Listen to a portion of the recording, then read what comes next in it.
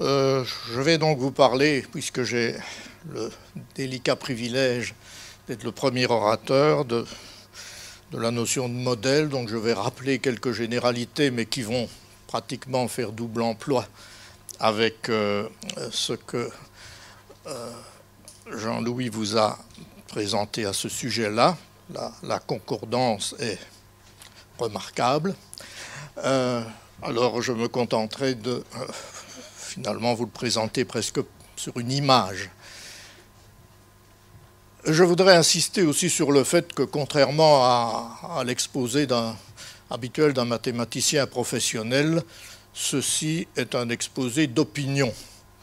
Donc d'opinions qui ne doivent pas être partagées nécessairement, qui j'espère peuvent être discutées, et donc qui n'ont pas le souci d'une vérité absolue, parce que si je vous donnais cette impression, je pense que ce serait la preuve que l'exposé est complètement raté. Alors, les modèles en remède à l'utopie d'une théorie du tout. C'est provocateur, bon, mais c'est peut-être plutôt pour essayer de donner une leçon de modestie aux scientifiques par rapport à leur activité, et aussi une réflexion sur leur activité. J'avais envie au départ de dire un remède à l'utopie d'une théorie, mais alors là je me suis dit ça c'est vraiment aller trop loin, donc j'ai rajouté du tout pour me faire quelques alliés en plus. Alors voilà, le mot modèle. Eh bien, si vous regardez cette jolie image, enfin j'espère que vous la trouvez jolie, vous voyez illustrer les notions qui ont été présentées de manière explicite. Vous voyez un modèle de voiture qui n'est pas à notre portée. Si vous voulez vous procurer ce modèle ancien, il faut au moins 4 millions d'euros. Vous avez un modèle réduit de la voiture, à gauche. Vous avez une jolie dame qui sert un peu de top modèle pour cette voiture. Alors, qui met qui en valeur? Chacun a droit à ses opinions. Et cette jolie dame n'est pas, en plus, n'importe qui.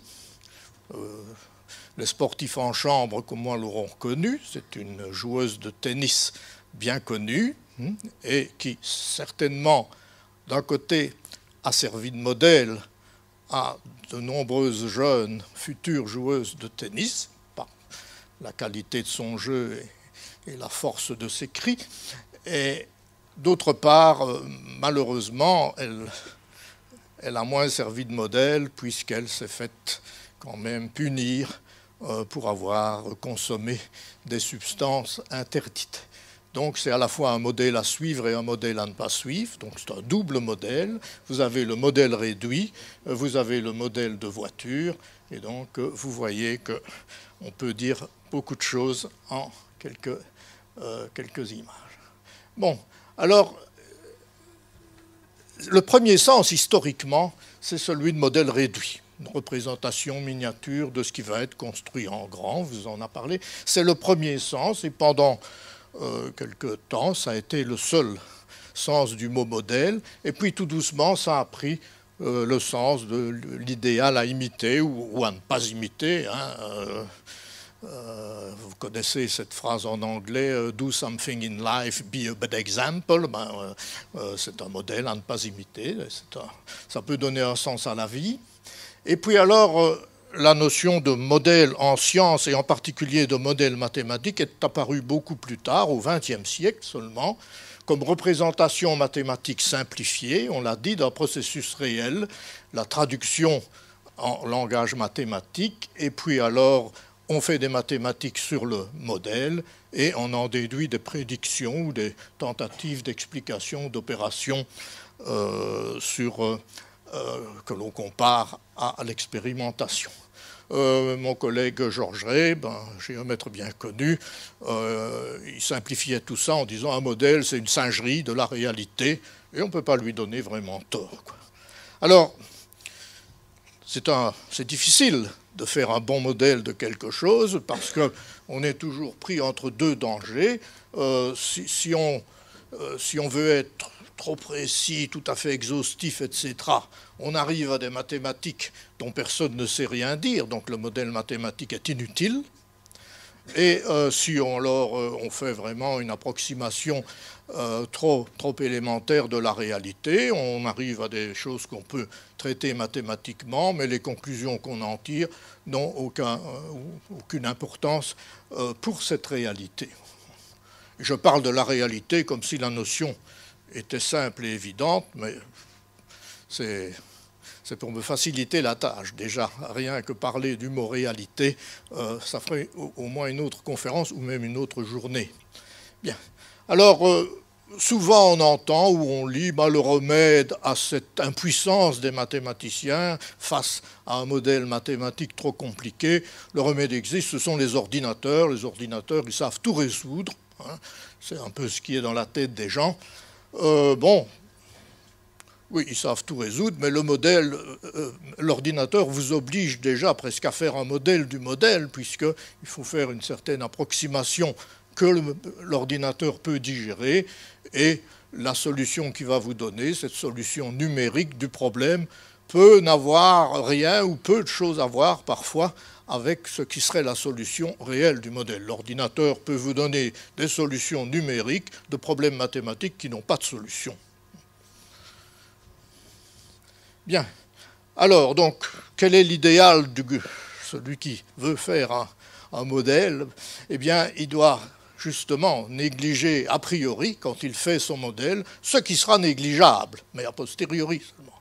Bon, donc là, vous voyez qu'on est vraiment face à une difficulté. C'est donc un art plus qu'une science, un art difficile, et je l'ai toujours rapproché de celui de la caricature, d'une certaine manière, obtenir un maximum de ressemblance à la réalité ou au problème que l'on modélise avec un minimum de traits, avec un minimum de mathématiques. Donc voilà la généralité qu'on peut dire sur la notion de modèle. Et si le mot, en tant que modèle mathématique, si le mot est récent, eh bien je pense que la chose ne l'est pas. Et on fait des modèles, je crois, en science, depuis qu'on fait de la science, presque. Bon, la science, on l'a fait remonter parfois à l'école de Pythagore. L'école de Pythagore, on n'en sait pas grand-chose, mais on sait que cela fait plaisir à Jean-Louis, que la base de leur philosophie, c'était justement de faire le lien entre les mathématiques, la musique et l'astronomie. Et ils avaient une ambition, et c'était ça leur modèle d'une certaine manière, c'était d'expliquer l'univers par des nombres entiers, où ils faisaient quand même quelques concessions, par des quotients, par des rapports de nombres entiers, par des fractions rationnelles. Bon. Et alors, malheureusement, ils ont, d'une certaine manière, c'est leur science qui a détruit leur modèle, puisqu'ils se sont rendus compte assez vite qu'on ne pouvait pas inclure, expliquer mathématiquement dans leur modèle, on ne pouvait pas expliquer le carré. Parce que si vous mesurez sa diagonale, le rapport entre la diagonale et le carré ne peut pas s'écrire comme un quotient de nombres entiers. Et ça, c'était les mathématiques qui leur démontraient. Donc, on peut dire que c'est peut-être le premier échec d'une théorie du tout. Oh, c'était une modélisation mathématique assez partielle, assez naïve peut-être, mais elle s'est détruite elle-même. Voilà. Dès qu'ils en ont su un peu trop, leur théorie s'effondrait. Et alors, du point de vue du modèle de l'univers, eh bien, le pas suivant, essentiellement, c'est le modèle géocentrique de l'univers à l'époque, qui était essentiellement le système solaire, évidemment, qui a été développé en particulier par Hipparque et surtout plus tard par Ptolémée. Alors il y avait un certain nombre aussi de simplifications, mais c'était, nous dirions des simplifications, mais pour eux c'était d'une certaine manière des exigences philosophiques. il fallait que ce système explique le mouvement du Soleil, des planètes, etc., à partir du seul concept d'orbite circulaire. Pourquoi? Parce que les orbites circulaires étaient plus parfaites que les autres. Et alors, comme il ne voulait utiliser que des cercles, eh bien, pour expliquer, pour coller aux observations, on avait déjà des observations raisonnables, et en particulier, on observait que les planètes, si vous avez un mouvement circulaire et uniforme d'ailleurs, si vous avez un mouvement circulaire et uniforme, si vous avez une marche arrière, ça passe mal, quoi, c'est mal vu dans ça. Mais or, les planètes, elles ont justement ce type de mouvement apparent pour les observations terrestres. Et alors, eh bien, on a rajouté des cercles. Au lieu que les planètes tournent sur une orbite circulaire, eh bien, il y avait une orbite circulaire et les planètes avaient des petites orbites circulaires autour de l'orbite circulaire. Des festons, d'une certaine manière, dirait-on en couture. Et avec cela, on avait beaucoup de paramètres, évidemment. En ajoutant des épicycles, eh bien, on arrivait à être en assez bon accord avec les observations. Et quand les observations devenaient plus précises et qu'on avait des problèmes, ben on rajoutait des petits trous, on rajoutait des épicycles comme ça, et on compliquait donc le modèle pour qu'il rende compte de l'expérience. C'est toujours un mauvais signe. Quand vous devez compliquer un modèle pour rendre compte de l'expérience, il est peut-être temps de penser à un nouveau modèle. Alors voilà ce qu'était le monde en épicycle, si vous voulez, à l'époque. Vous voyez n'importe quelle planète et le Soleil, ça tourne autour de la Terre. Alors il y a un cercle qui est une orbite, si vous voulez, moyenne, mais qui n'est pas réellement l'orbite. Et la planète fait un cycle. Donc elle va décrire finalement une espèce de cycloïde, si vous voulez, et avec cette cycloïde, elle peut, bien entendu, pour l'observateur, quand elle arrive à un point comme celui-ci, eh bien, elle va donner l'impression de reculer, et ça explique le mouvement erratique des planètes. Donc, en mettant suffisamment de petits cycles, et éventuellement, quand il fallait, on décentrait un petit peu les cercles, on arrivait à des observations. Et alors, tout ça a bien marché, ce modèle a bien marché jusqu'à ce qu'un chanoine polonais, Copernic, eh bien, reprenne une idée qu'on trouvait déjà chez les Grecs, mais elle n'était pas à la mode à l'époque, elle n'était pas à la mode philosophique, donc simplement elle n'a pas été acceptée pour cette raison. Vous savez que les liens entre la mode et les modèles restent toujours très importants. Eh bien, Copernic a finalement proposé ce système que nous connaissons tous, de mettre le Soleil au centre du monde, car c'était le monde à l'époque, mettre le Soleil au centre du monde et de ramener la Terre à une des planètes qui tournait tout autour du Soleil sur des orbites circulaires, sauf la Lune qui tournait, elle, autour de la Terre. Donc c'est des révolutionibus, c'est pas pour être révolutionnaire qu'il a fait ça, c'est des révolutions, ce sont les mouvements des planètes en question. Et ce livre qui a été publié quand il était sur son lit de mort, eh bien, ce livre a, d'une certaine manière, mis en évidence déjà le problème de la relation entre le modèle et la réalité. Et elle l'a mis en évidence d'une manière cruciale, je dirais presque vitale. Parce que avant que Copernic ne publie son livre, il était très prudent, Copernic, un de ses disciples en avait déjà exposé la théorie, et il avait attiré tout de suite la réaction d'un théologien, un théologien protestant d'ailleurs, Osiander, qui écrivait qui écrivait à Rhéticus ce qui est écrit là. Les péripatéticiens et les théologiens seront facilement apaisés, on avait peur de la réaction, s'ils entendent dire que pour un même mouvement apparent, il peut y avoir des hypothèses différentes, lisez des modèles différents, hypothèse c'est le sens à l'époque, c'est le mot utilisé, et que celles de Copernic ne sont pas présentées parce qu'il en va certainement ainsi, mais parce qu'elles permettent le plus commodément de calculer le mouvement apparent et composé. Donc, vous avez le droit de faire un modèle qui ne soit pas en accord avec ce que dit la Bible, mais vous devez le présenter comme un modèle, justement, comme un modèle mathématique, un moyen de calcul, mais n'allez pas nous dire que c'est la réalité. D'ailleurs, On ne peut pas complètement donner tort. On peut dire, est-ce qu'un modèle, c'est jamais la réalité? Probablement que non. Et alors, quand on publie la première édition du livre de Copernic, eh bien, il y a une introduction. On ne sait pas très bien si elle est due à Copernic ou pas, mais en réalité, elle a été écrite par Osiander lui-même. La théorie copernicienne est une hypothèse mathématique commode qui ne saurait décrire les mouvements réels du système du monde. Donc là, on est vraiment radical. C'est autorisé, le modèle est autorisé parce qu'il ne décrit pas la réalité. Il aide à la comprendre, il aide à la calculer. Donc, d'une certaine manière, ce sont des modèles qui peuvent vous sauver du bûcher, quoi, hein, voilà. Si vous prétendez que c'est la réalité, on vous fera cuire, mais si vous dites bah, c'est un modèle pour simplifier mes calculs, vous avez la vie sauve, quoi, voilà. Donc c'était vraiment l'idée à l'époque, que ce soit des protestants ou les catholiques, c'était la même chose. Preuve, ce qui est arrivé à Galilée. Bien entendu, tout le monde connaît le destin de Galilée, qui n'est pas un destin dû uniquement à une grande fatalité ou à une grande méchanceté. Il est dû aussi au caractère de Galilée, qui était loin d'être commode.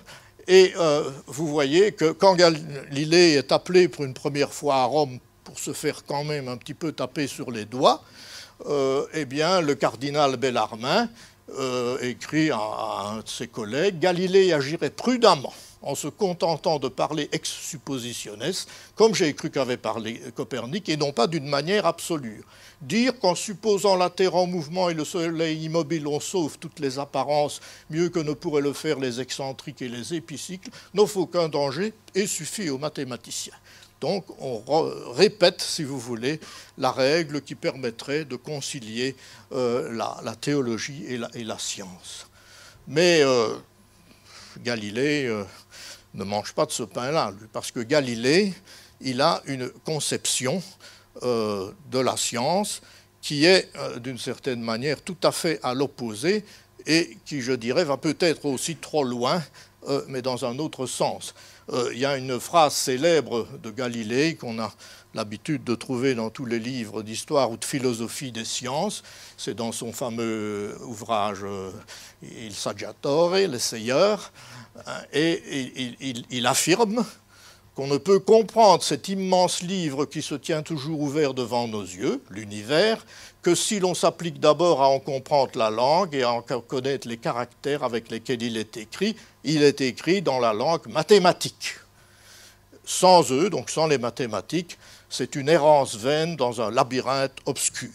Voilà, certainement quelque chose qui doit remplir de joie tous les mathématiciens, bien entendu, qui sont déclarés indispensables par Galilée, mais Galilée introduit une idée insidieuse, je crois quand même, dans la tête des gens, c'est que l'univers serait mathématique, que l'univers, soit que celui qui l'a créé, ou bien soit que l'univers lui-même aurait décidé de ne se comporter que de manière mathématique. Alors là, c'est peut-être confondre l'objet et le sujet. En réalité, ça va être une des thèses de cet exposé, c'est le scientifique qui essaye d'aborder, de comprendre l'univers en y mettant des mathématiques. Les mathématiques viennent de nous, il n'y a absolument aucune preuve de quelque nature que ce soit que l'univers lui-même ait la moindre conception mathématique. On n'a pas un grand dialogue avec l'univers, on l'observe. Donc, pour Galilée, et c'est pour ça, évidemment, qu'il n'a pas accepté qu'on se contente de modèles qui ne seraient pas la réalité. Le modèle, pour lui, copernicien, c'est la réalité, et c'est traité par des mathématiques. C'est la langue de l'univers.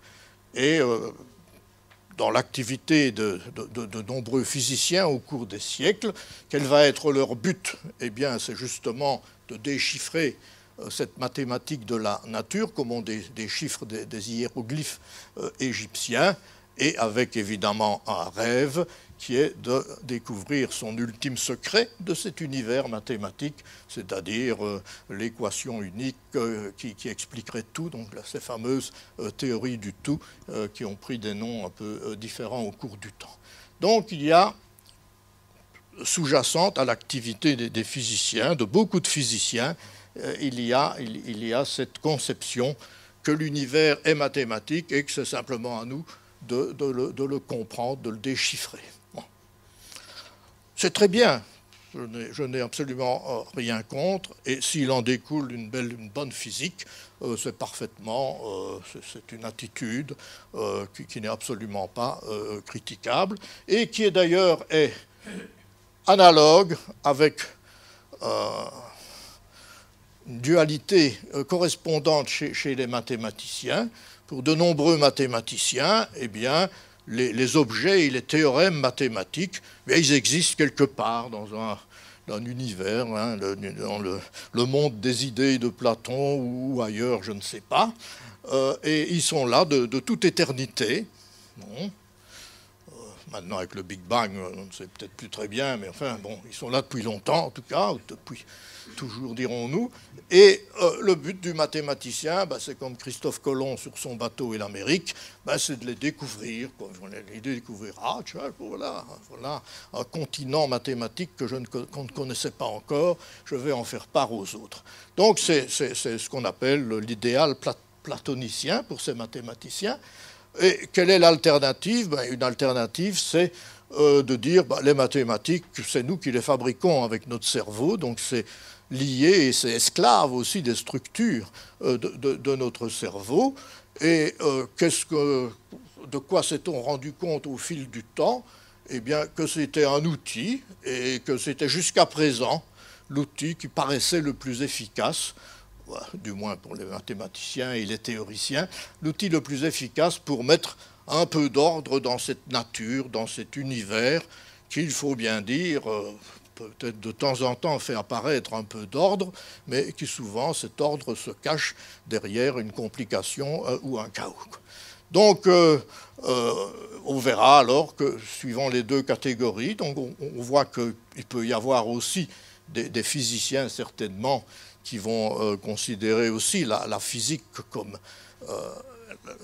une interaction du cerveau humain et des sens de l'être humain avec la nature pour essayer simplement d'y mettre de l'ordre. Mais peut-être que cette volonté d'ordre n'existe pas dans l'univers. L'univers est peut-être définitivement désordonné. Hein, et ce que c'est l'homme, avec son angoisse existentielle, qui est tout content d'essayer d'y voir un peu d'ordre.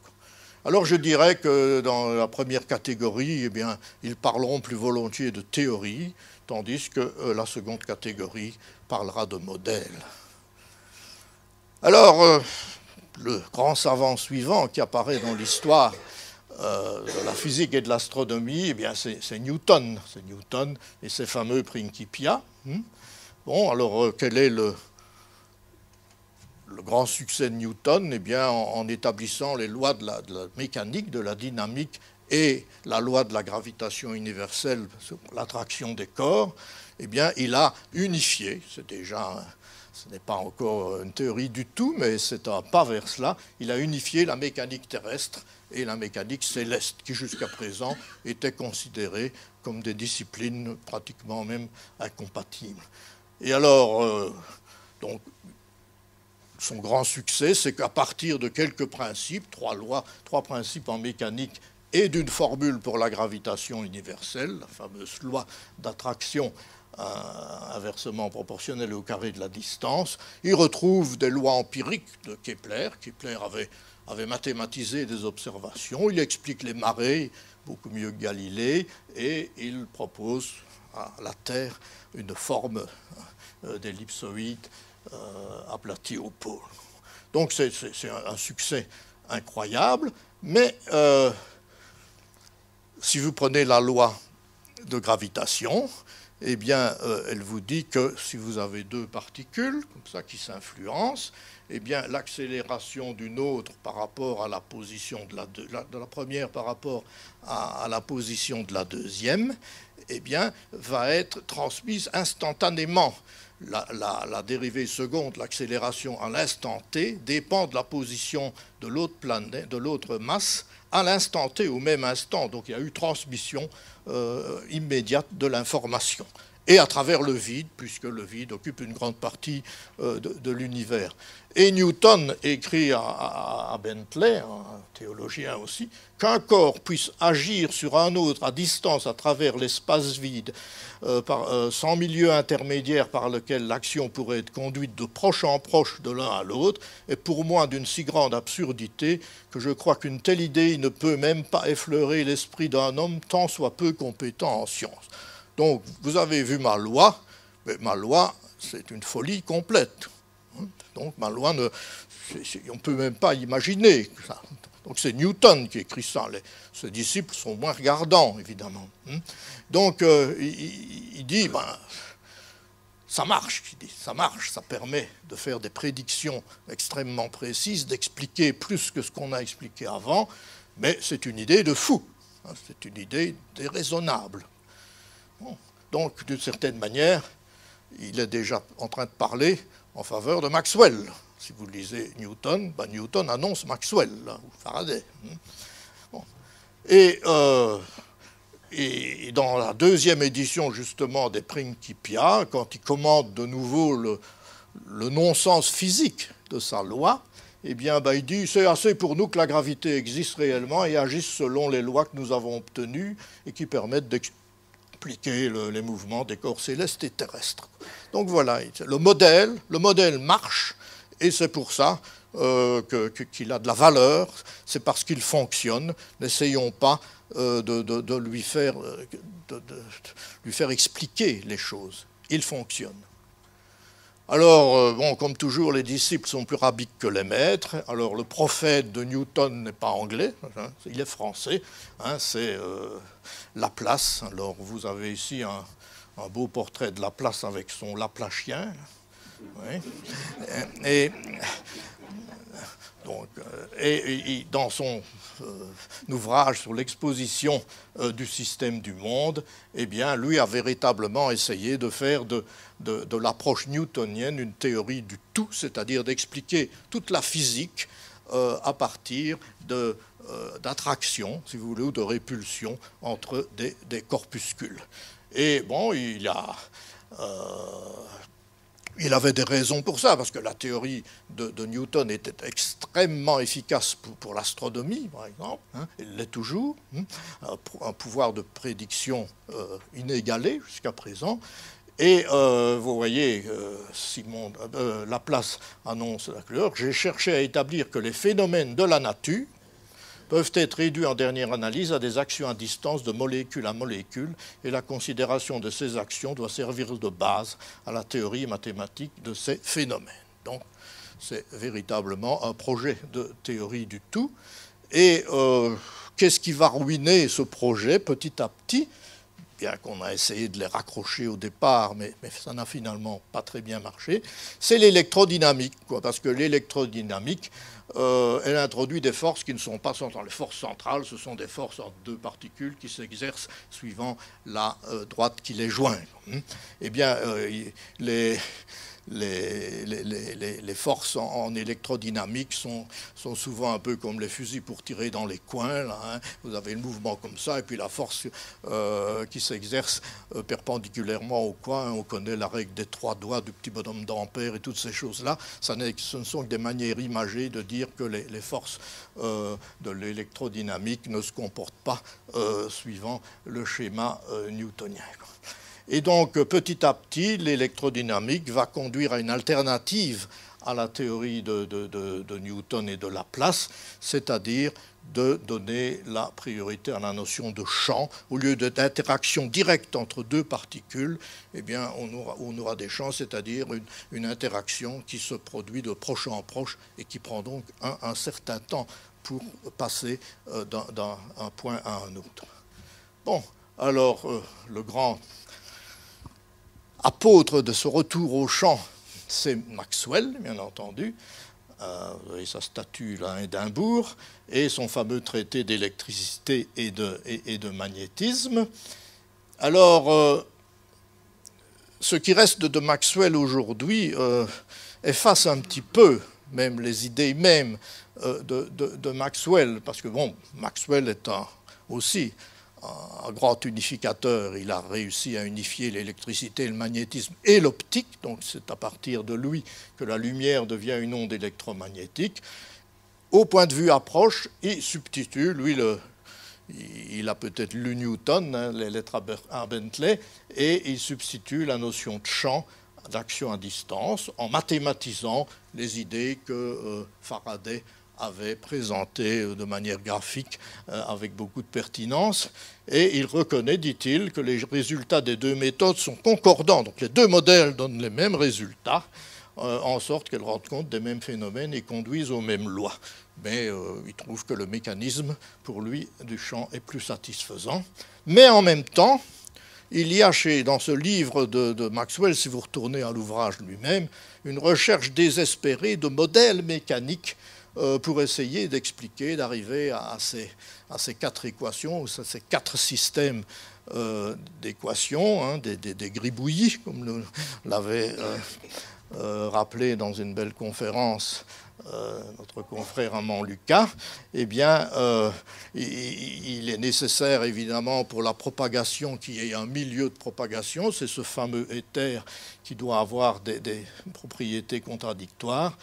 Et il écrit, dans les efforts pour réduire l'électromagnétisme à ne plus être qu'une science dynamique, donc il veut toujours ramener l'électromagnétisme à la mécanique, on a réalisé quelques progrès. On a fait voir qu'aucun phénomène ne contredit l'hypothèse qu'il dépend d'une action purement dynamique. Bon.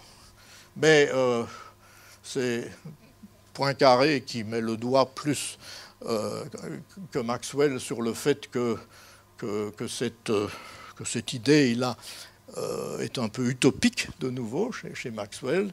Il dit « Donner des phénomènes électriques une explication mécanique complète qui la réduirait aux principes fondamentaux de la dynamique, c'est un problème qui a tenté bien des chercheurs. N'est-ce pas une question un peu oiseuse? Bon, s'il ne comportait qu'une seule solution, dit-il, la possession de cette solution unique, qui serait la vérité, ne saurait être payée trop cher, mais il n'en est pas ainsi. Il montre dans l'introduction à son cours sur la théorie de Maxwell que s'il y a un modèle, il y en a une infinité et qu'ils donnent tous les mêmes prédictions. Bien, donc voilà, on en arrive à la fin du 19e, et alors on a la mécanique et on a l'électromagnétisme. Ils essayent tous les deux d'expliquer la physique, et il y a donc un des deux qui doit gagner.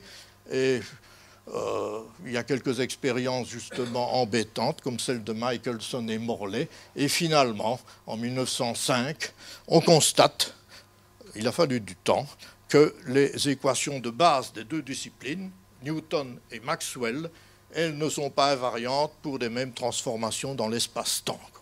On a les transformations de Galilée pour la mécanique et de celle dite de Lorentz pour l'électromagnétisme. Et on aurait pu s'en rendre compte en 1746, parce qu'on avait déjà l'équation d'onde et les équations de Newton, et toutes les deux n'étaient pas déjà invariantes par rapport à ces transformations. Mais tout le monde s'en fichait, tout simplement, on s'occupait d'autre chose. Donc c'est seulement en 1905 qu'on se rend compte de cette contradiction. Donc elles ne sont pas compatibles, il y a une des deux qui doit s'effacer devant l'autre, un modèle doit s'effacer devant l'autre, et c'est l'électromagnétisme qui l'emporte, et la loi de Newton, vous voyez, il faut quand même mettre une petite équation dans cette conférence, elle est remplacée par une loi de la dynamique relativiste. On remplace du simple par du un peu plus compliqué, mais on n'a pas le choix, on doit le faire, et le gros problème va venir quand on va devoir expliciter les forces. Alors la première force qui vient à l'esprit, ce sont les forces de gravitation. Et pour pouvoir essayer de donner un sens à une équation comme cela avec la force de gravitation, eh bien Einstein sera obligé d'inventer la relativité générale, ce qui est un exploit extraordinaire. Et le reste de sa vie, il va chercher à faire rentrer dans le même schéma l'électromagnétisme, ce qu'il appelait une théorie unitaire, et il n'y arrivera pas. Bon, alors, pire que ça, peut encore dire que relativité, c'est de la physique classique, mais un certain nombre de quelques expériences, si vous voulez, sur les corps noirs obligent Planck, qui était pourtant un physicien classique, à quantifier l'énergie de radiation de ce corps noir. Et c'est une solution ad hoc. Il fabrique ce modèle-là parce que de ce modèle-là, il peut en déduire des courbes qui correspondent aux observations. Les modèles classiques vous donnent des courbes tout à fait aberrantes. Alors, Einstein se rend compte, dans le fond, énergie de radiation, c'est quand même, disons, de l'infrarouge, quoi. Et Einstein va quantifier la lumière. Donc là, alors qu'on en était au triomphe de la théorie électromagnétisme, la lumière c'est une onde, eh bien il réintroduit les corpuscules, lui. Donc, ce sont ces fameux photons. Alors, Bohr fabrique un modèle planétaire quantifié pour l'hydrogène. Je crois qu'on vous en parlera à notre séance plénière.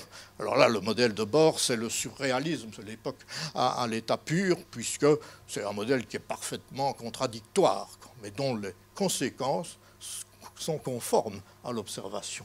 Et puis ça donne naissance à la mécanique quantique, et puis la théorie des champs, et puis la théorie des jauges, le fameux modèle standard. Là, on commence à avoir des théories du presque tout, mais quand on cherche alors à les transformer en théorie du tout, eh bien on est obligé de faire tout un tas d'hypothèses un peu parfois farfelues, de rajouter des dimensions à l'espace, et ça me fait un peu penser à ces astronomes qui rajoutaient des épicycles pour arriver à coller mieux à la réalité.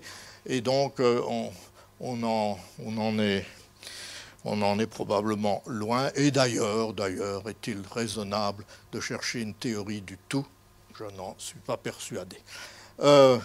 On résume tout ceci par une phrase de mon ancien collègue Nicolas Rouche. L'histoire de la science, c'est l'histoire de modèles inadéquats. Si un jour on trouvait le modèle adéquat, je pense que la science serait devenue une religion. Alors, ce qui est assez intéressant, c'est que les modèles, un peu partout, dans pas mal de sciences, c'est peut-être en physique qu'ils ont eu le plus de difficultés à s'imposer, si vous voulez. Mais je suis tombé, vraiment à ma grande surprise, récemment, sur un bouquin récent, 2016, bon, il s'intitule Le modèle standard. Alors, ayant modèle dans le titre, il fallait peut-être qu'il s'en explique, et il s'en explique. Et il écrit des choses quand même que je trouve radicales dans le langage des physiciens, du moins ceux que j'ai lus. Toute théorie est un modèle par définition, et une théorie des interactions fondamentales peut être plus encore que les autres. Le modèle standard est une construction humaine qui vise à rendre compte de résultats expérimentaux. Il permet de faire des prédictions sur la réalisation des phénomènes. Décrit-il la réalité à l'échelle subatomique, elle échappe totalement au champ de notre expérience. C'est avec sa grille de lecture que nous donne le modèle standard que nous pouvons interpréter les données de nos expériences et les mettre en cohérence. Il ne faut voir qu'un moyen d'organiser nos connaissances de manière à leur conférer un sens relatif au cadre qu'il nous fournit lui-même. Le serpent se mord un peu la queue, dit-il. Mais n'est-ce pas le cas de toute théorie physique? Donc voilà. Il dit des choses que des mathématiciens avaient dit bien avant, par exemple von Neumann, en 1955. Eh bien, ils disent les sciences n'essayent pas d'expliquer, elles essayent même difficilement d'interpréter, elles fabriquent principalement des modèles. Et il raconte ce que c'est qu'un modèle. La justification mathématique d'une telle construction mathématique, c'est de décrire correctement le phénomène dans un domaine raisonnablement large. Plus il est large, mieux c'est. Et notre confrère Pierre-Louis Lyons, il dit « Je n'aime ni le mot loi ni le mot principe, je préfère le mot modèle. Le but, c'est de construire des modèles meilleurs. Les maths, c'est le langage de la science tel que notre cerveau l'a construit. » Donc vous voyez qu'il y a des non-platoniciens parmi les mathématiciens. Et ça donne une façon d'expliquer ce que Wigner considérait comme l'efficacité déraisonnable des mathématiques dans les sciences naturelles. Et vous connaissez ce miracle de l'adéquation du langage des mathématiques est un don merveilleux que nous ne comprenons ni ne méritons. Bon.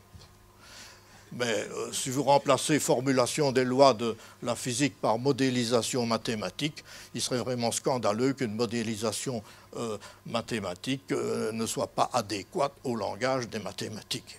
Donc vous avez quelque chose qui, dans une interprétation, paraît un peu merveilleuse, et puis avec une autre interprétation, paraît pratiquement et complètement banal.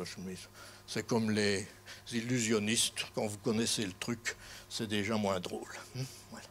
Et alors, est-ce que ce n'est pas notre anthropomorphisme, une fois de plus, sous une forme particulièrement vicieuse, qui nous fait appeler loi de la physique, ou loi de l'univers, ou que sais-je, ce qui n'est peut-être que notre tentative d'explication du monde en utilisant les moyens de notre cerveau. Après tout, nous ne connaissons rien de la science en dehors de ce que l'homme jusqu'à présent en a fait. Voilà. Alors, c'est ce que je résume en disant la science n'en fait qu'à notre tête, finalement. C'est une activité humaine, c'est un postulat de dire qu'elle est indépendante de notre cerveau. Et alors, ça permet aussi peut-être de ne pas multiplier des affirmations qu'on trouve dans les 3 premières minutes de l'univers, c'est le titre d'un livre. Non, ce sont les 3 premières minutes d'un modèle de l'univers. L'univers, les 3 premières minutes.